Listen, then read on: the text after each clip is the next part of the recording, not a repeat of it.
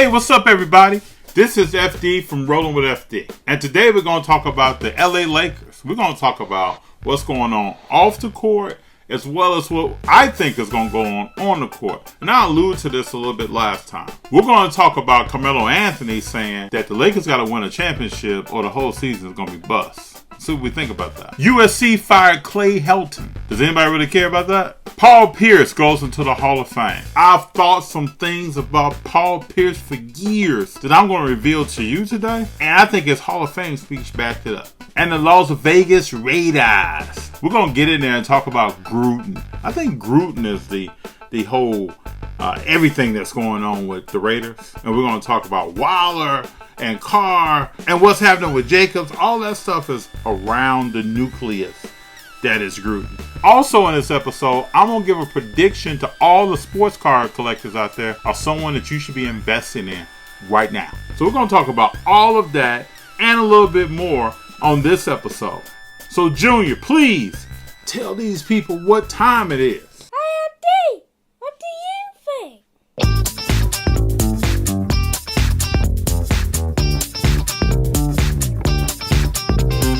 First off, we're going to kick this off by talking about the Lakers and what they're doing off the court. We talked before about CLB with Drake, with all that with Kawhi Leonard. Now we're going to focus on where's Bron?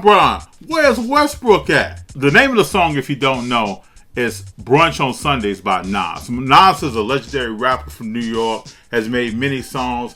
Years ago, had a riff with Jay-Z. They battle back and forth. If you don't know Nas, please Google Nas. But here we're going to talk about what's happening in the video. So you can see here it starts Nas smoking a cigar. Oh, that's cool, right? But look at the dinner table here. Look at the Sunday brunch table that is. Look at the brunch table here. You got Bron. You got Westbrook. You got Hit Boy. You got Lil Rel, the comedian. You got all these people sitting at the table with Nas having brunch, kicking it. Oh, everybody wearing white. Everybody looking good white. And we got people up in here just kicking, just vibing.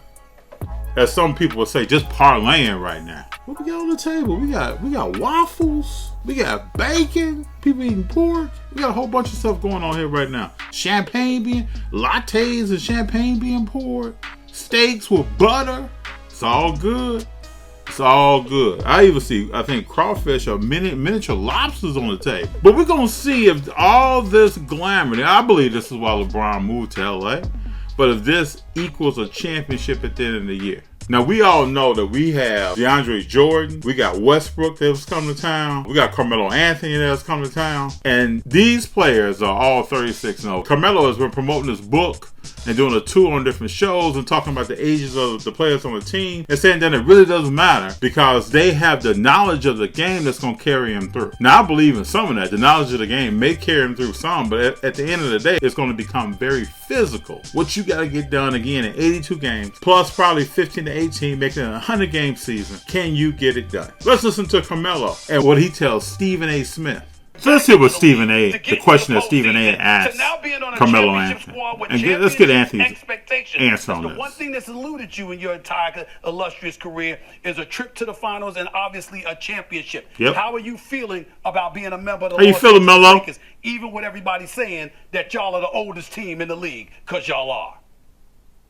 Well, that's a fact. Ain't nobody saying nothing that's not a fact. We at least you're keeping it real, you know. You know that in basketball sense. But I just think that what we all bring to the table is a wisdom that a lot of people don't have. Like the way that we're going. Let's just stop right here. Now, when we talk about wisdom, I can vibe with that. I can go with that. But again, this is physicality that we're talking about. You're going to be playing, running up down the court, jumping, bounding, leaping, dunking, shooting threes, shooting jumpers. We're talking about Achilles heels. We're talking about knees right now. Can those knees make it throughout the season? I like what Carmelo was saying. It sounds good on paper. You know, it builds camaraderie amongst the team. But I don't know. We're going to be able to come together, hold each other accountable, have each other backs. You know, we have the most knowledge on this one team than the whole NBA have, I think. So if we can't put that together and make something work, then that's on us. All that sounds good.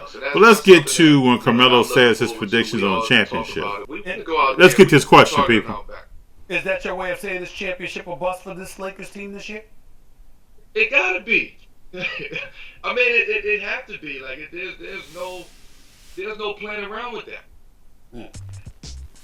There's no playing around with that. It's gotta be.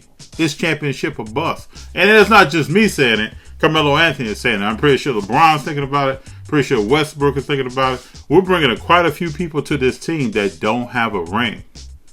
Sounds like a rap line, doesn't it? But they don't. And we'll see how this plays out throughout the season. I got predictions. My prediction is the Lakers go to the playoffs. They're a 7 or 8 seed. And then they get put out. And this is going to be very similar to when Shaq and Kobe was rolling with Karl Malone and the glove Gary Payton. Now, everybody out there who's a Lakers fan remember those days. When they brought those people in, we thought everybody was a championship. But it doesn't work like that. It doesn't happen like that. Now, for Carmelo, I would love to see him win a championship. But just look at Carmelo's face. He's hoping right now. And hope doesn't win championship, folks. So now let's talk about USC firing Clay Helton. Now this is what I don't understand. I've talked to several friends about this. You let a man go through a season last year, get all the way through that season, team does not perform that well, they're okay. Go all the way through recruiting young kids to come to school, young men to come to the school. He's out on recruiting trips. He's talking to blue chip athletes. He's trying to get them to come to the program. They come to the program. You get through one game that this man lost, and then you fire him. That just does not make sense to me. Is the AD trying to save their job? What's going on there? And the funny thing about it is, this is not the Pete Carroll days in 2005 with Reggie Bush and Liner and people running around and trying to win a championship. This is the USC of today. So you talk to Urban Meyer in the NFL right now with the Jacksonville Jaguars. You talk to Eric Bieniemy, who's an assistant coach with the Kansas City Chiefs. Nobody really wants this job. Everybody's stepping away from it. I'm focused here where I'm at. I'm trying to get this team to win. You know the textbook answers that we get when people come out and start talking about jobs. But what I think is USC is going to have somebody in the interim position until the season is over. And somebody who said that they don't want this job is going to end up taking this job. And their whole conversation is going to be, I'm going to rebuild this program. That's my prediction. That's what I think is going to happen.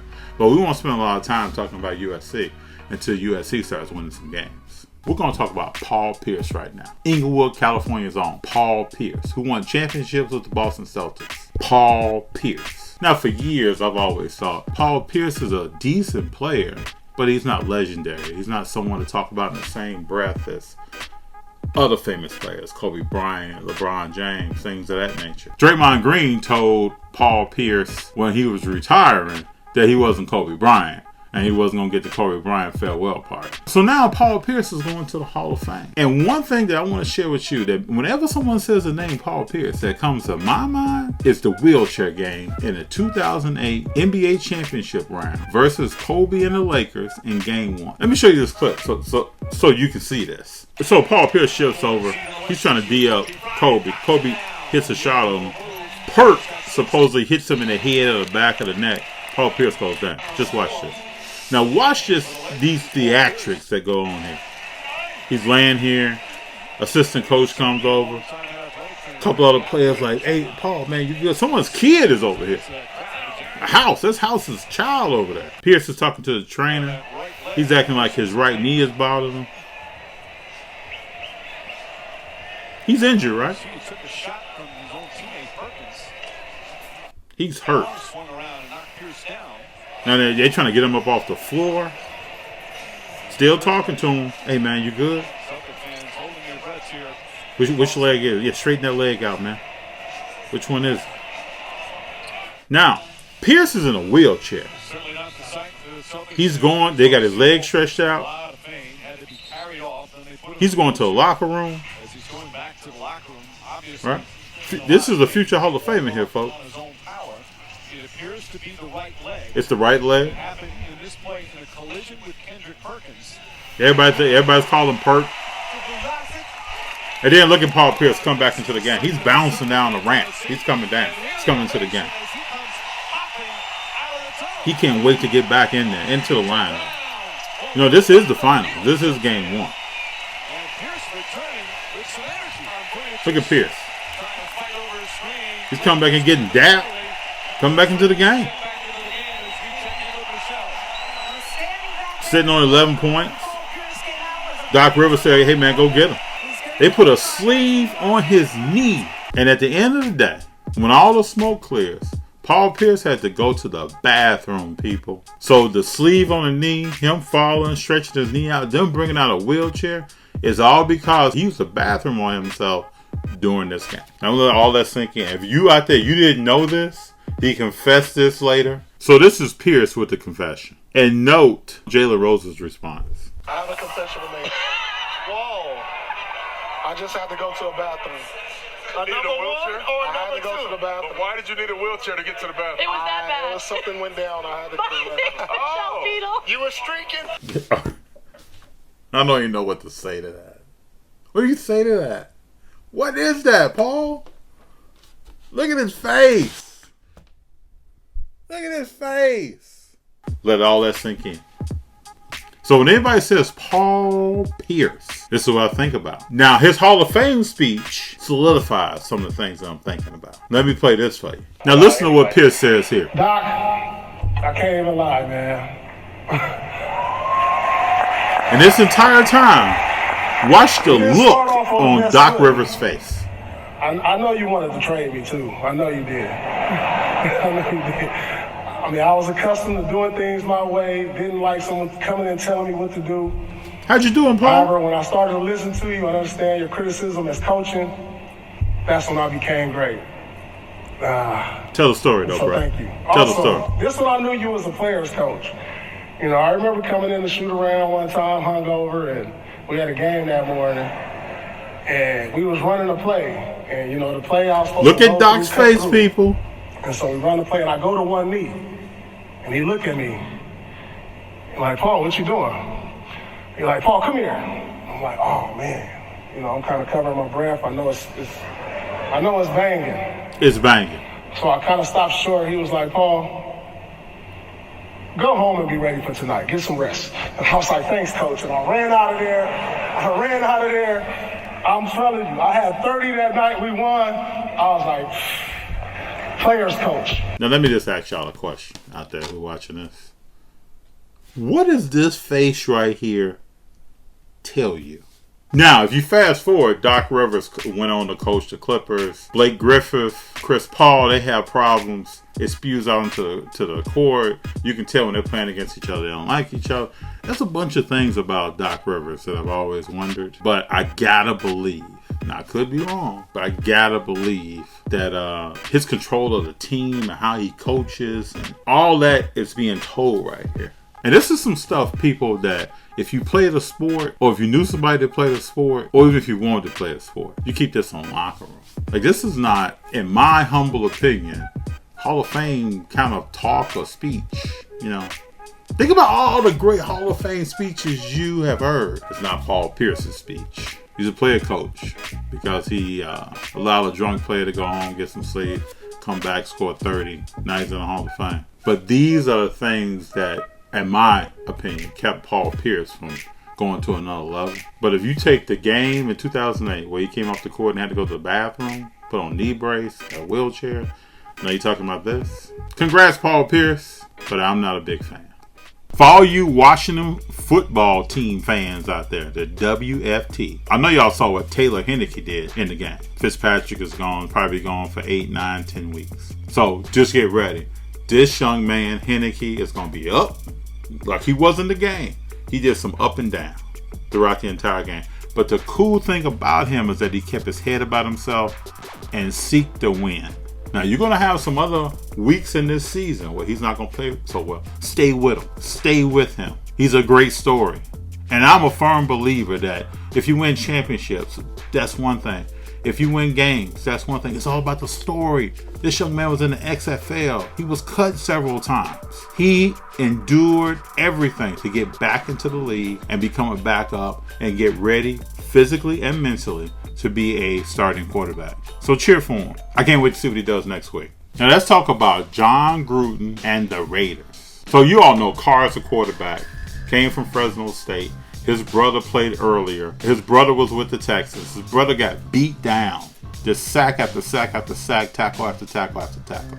He was actually a pretty decent quarterback. Showed some glimpses of some goodness in the way he threw the ball, how he read defenses, things like that. But so Carr comes down. and Carr goes to the Raiders, Gruden comes to the Raiders. Now, if you all out there don't know about John Gruden and how John Gruden gets down, Carr is a cerebral quarterback. And when I say that, it's someone who can get down on themselves in the game. And if you look over to the sidelines and you just threw an interception, or you just threw an incompletion, and this right here is what you see on the sidelines, and once you approach the sidelines from third down to fourth down, and you're taking it to the sideline, just watch who John Gruden can be and ask yourself, how could it affect a young quarterback? And I'm not saying quarterbacks don't yell. I've been on teams, quarterbacks can curse you out, say all kinds of stuff to you, but it takes a certain coach to realize who his player is. Carr, in my opinion, is a player, again, that thinks a lot. And if you're yelling and screaming at him, it can affect his play. But watch Mr. Gruden at work. What the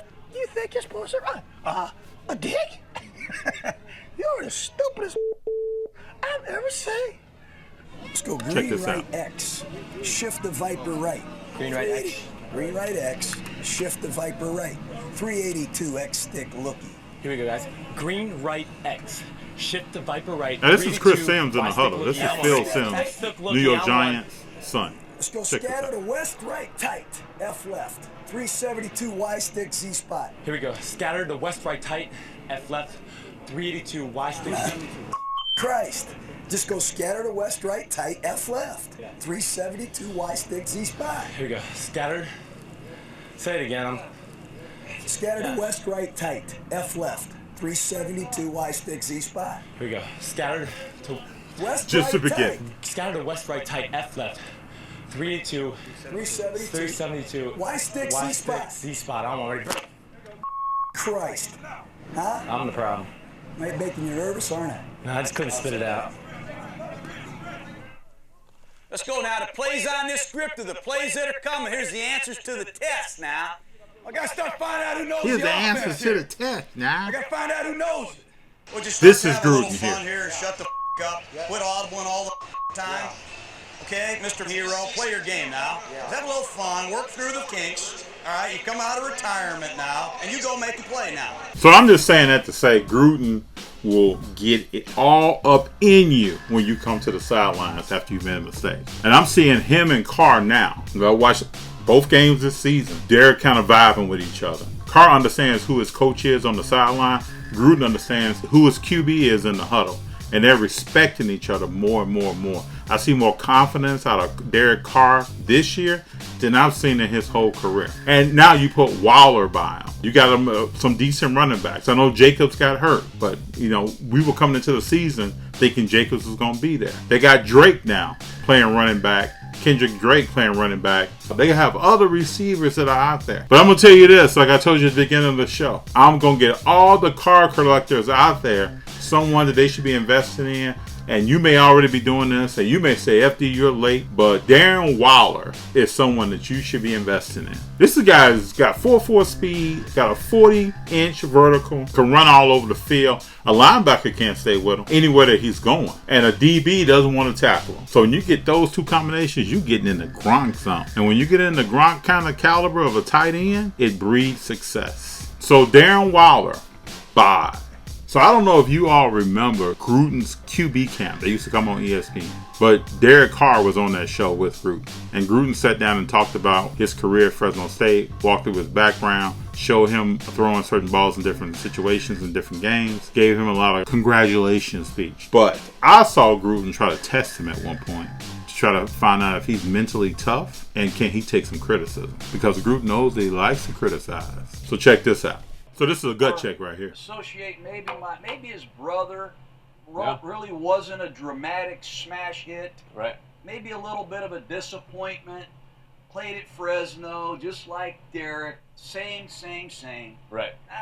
We'll get him a little later. You think maybe there's some of that? Watch the answer here. But we'll change that perception, real quick. One thing you're going to get with me is you're going to get a fifth-year guy who's mature. You're going to get a guy who can lead through adversity. Do it for each other. Do not do one thing out there alone. So that didn't slide by Derek Carr, and it didn't slide by FD.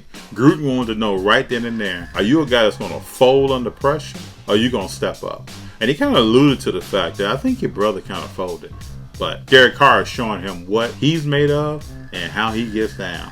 in his preparation, his performance each week in the NFL. I can't wait to see what he does the rest of the season. But we'll be coming back talking about the Raiders. So y'all know we're at the part of the show where we ask 3 questions for next week. Number 1, Matt Scherzer. He's having a heck of a season, dominating with the Dodgers. But can you name the modern day pitcher that he's not better than? Number 2, you got to tell me, who is Steph Curry bumping out of the top 10 all time? The way he's been playing the game. Somebody's got to go. And who is that? Number 3, can Mac Jones lead the Patriots on a playoff run this year? We'll see. He's been playing decently, under control. But that young man had that playoff run? Let's talk about it. So I love talking sports. Anything from football, baseball, basketball, and more. I like to go across every diamond and field that there is. So if you like talking about sports with me, or hearing my commentary and chiming in with your questions, like, subscribe, click the notifications button so that we can do more of this, because I love it.